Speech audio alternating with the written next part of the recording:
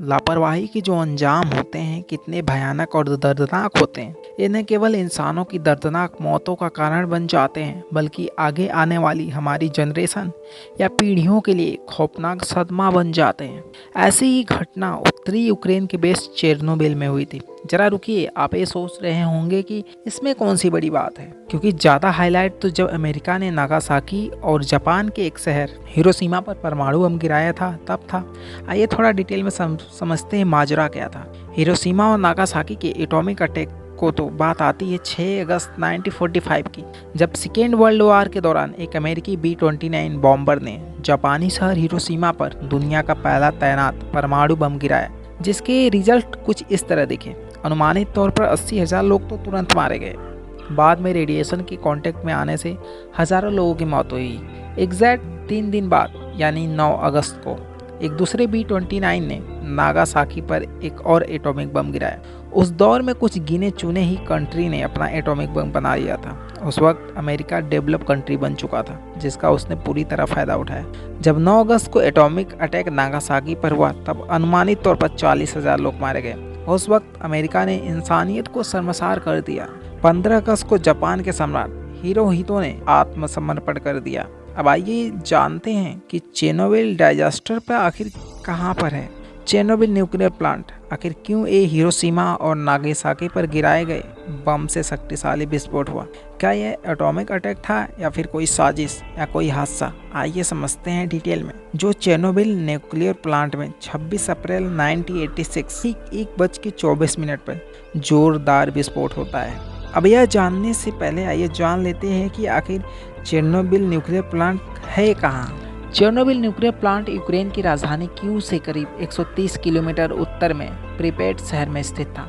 यह जो जगह थी वह बेलारूस की सीमा से करीब 20 किलोमीटर दक्षिण में है। इस न्यूक्लियर पावर प्लांट में 4 रिएक्टर बने हुए थे। यूनिट 1 का निर्माण 1970 में, यूनिट 2 का निर्माण 1977 में हुआ था और 1983 में यूनिट 3 और 4 नंबर यूनिट का काम पूरा हुआ था। जब यह हादसा हुआ तब तो केवल 2 रिएक्टर एक्टिव थे और इन रिएक्टर को ठंडा करने के लिए पास से बह रही प्रिपेट नदी के किनारे पर एक आर्टिफिशियल लेक का निर्माण किया गया था। अब ये सवाल आता है कि आखिर कैसे झील के पानी को रिएक्टर तक लाया जाता होगा। तो पानी को पाइप के सहारे रिएक्टर तक लाया जाता था, बाद में उन्हें इस्तेमाल कर लेक में वापस भेज दिया जाता था। अब आइए बात करते हैं कि हादसे वाली रात को यानी 26 अप्रैल को प्लांट में एक टेस्ट किया जाना था। क्या था ये टेस्ट? एक्चुअली वैज्ञानिक ये जांच करना चाहते थे कि क्या अगर बिजली सप्लाई बंद होने की स्थिति में क्या रिएक्टर के बाकी उपकरण काम करते हैं या नहीं। साथ ही साथ वो ये भी पता लगाना चाहते थे कि इस कंडीशन में न्यूक्लियर टरबाइंस कितनी देर तक घूमती रहेंगी। आइए सबसे पहले बात करते हैं एनर्जी प्रोड्यूस कैसे होती है। अगर बात करें हाइड्रो इलेक्ट्रिसिटी एनर्जी की, तो जो पानी होता है जब ऊपर से नीचे आता है तो पहियों को अपने हाई प्रेशर की वजह से घुमा देता है, जिससे एनर्जी जनरेट होती है। वही पवन चक्की की बात करें तो हवा टरबाइन को घुमा देती है, एनर्जी वहाँ से आती है। वही थर्मल पावर प्लांट में जहाँ का मेन एनर्जी का सोर्स कोयला होता है, उसके जलने से स्टीम बनती है जहाँ से एनर्जी जनरेट होती है। बाद में स्टीम जाकर तेज़ी से फ्लो के साथ पहियों को घुमाती है जहाँ से एनर्जी बनती है। आइए अब समझते हैं कि कैसे Chernobyl nuclear power plant number 4 में विस्फोट हुआ। ऐसा माना जाता है विकिपीडिया की रिपोर्ट के अकॉर्डिंग रिएक्टर डिज़ाइन में कुछ कमियों के चलते ये दुर्घटना हुई। वहाँ न्यूक्लियर प्लांट में एनर्जी कैसे मिलती है? वो पानी को हीट करके स्टीम प्रोड्यूस होती है। पानी भी हीट प्लांट में न्यूक्लियर रिएक्शन के कारण होता है। और एक बात और, जो पानी होता है वो कूलेंट का भी काम करता है, जिससे प्लांट में लगे सारे पुर्जे ओवरहीट की वजह से मेल्ट ना हो। पानी की लगातार सप्लाई होती रहनी चाहिए, उसके लिए वाटर पंप लगे होते हैं। अब बात आती है कि अगर इलेक्ट्रिक कट हो जाए तब कैसे इन वाटर की सप्लाई हो। रुकिए, चेरनोबिल में इसका भी सॉल्यूशन निकाला गया था। लाइट कट की कंडीशन में आप बैकअप डीजल इंजन रखे होते थे जो लगातार प्लांट को इलेक्ट्रिक प्रोवाइड करवाते थे।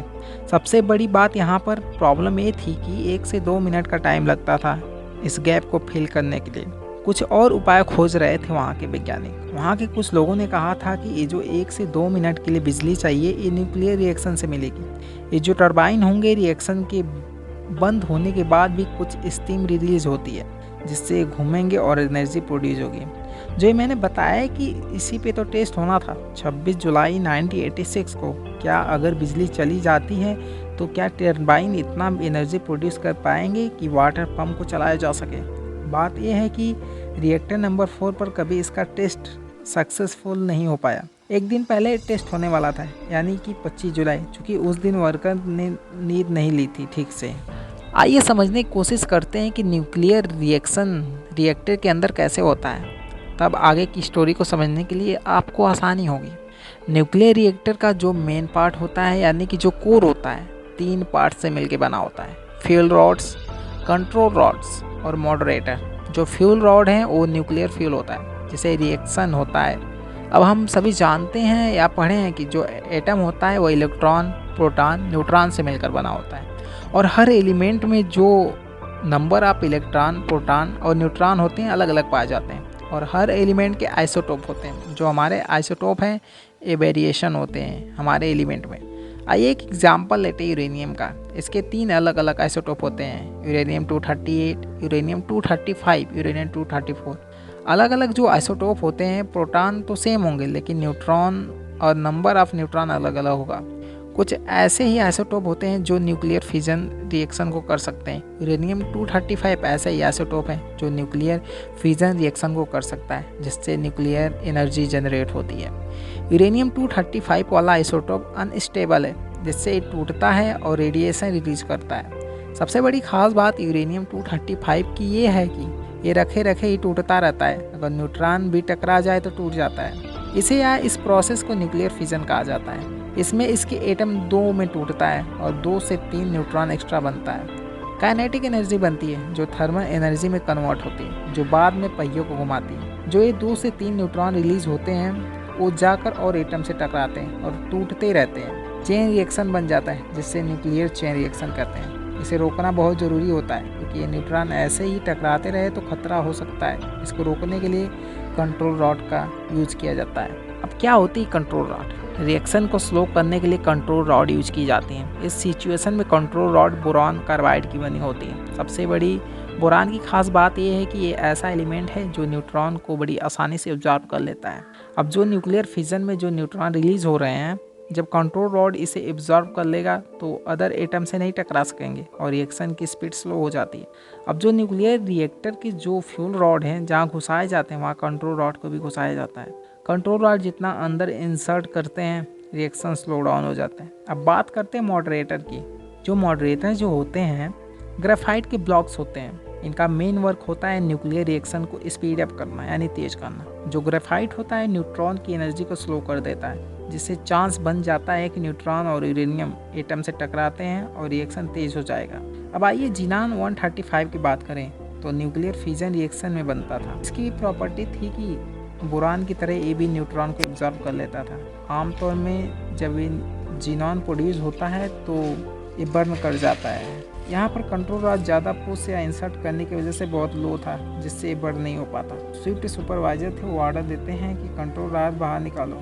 बाहर निकालने पर भी 100 मेगावाट बात करें तो न्यूक्लियर फिजन रिएक्शन में बनता था। इसकी भी प्रॉपर्टी थी कि बोरॉन की तरह ये भी न्यूट्रॉन को एब्जॉर्ब कर लेता था। आमतौर पर जब ये जीनॉन प्रोड्यूस होता है तो ये बर्न कर जाता है, बट यहाँ पर कंट्रोल रॉड ज़्यादा पुश या इंसर्ट करने की वजह से बहुत लो था, जिससे ये बर्न नहीं हो पाता था। अब जो स्विफ्ट सुपरवाइजर थे वो ऑर्डर देते हैं कंट्रोल रॉड बाहर निकालो। बाहर निकालने पर भी सिर्फ 200 मेगावाट की इलेक्ट्रिसिटी प्रोड्यूस होती है। इनका उद्देश्य था जब तक 700 मेगावाट ना पहुंच जाए इलेक्ट्रिसिटी, ये अपना टेस्ट नहीं कर पाते। उन्होंने ऑर्डर दिया। आमतौर पर कंट्रोल रॉड 211 होती हैं, उनमें से सब निकाल दी गई, 8 को छोड़कर। प्रोटोकॉल ये कहते हैं कि कम से कम 15 रॉड होनी चाहिए। यहाँ पर वायोलेशन हुआ था। क्या हम इसमें दोस्त एंटोली जो प्रोटोकॉल का उल्लंघन करवाए, क्या इस घटना का जिम्मेदार उन्हें ठहराना सही होगा?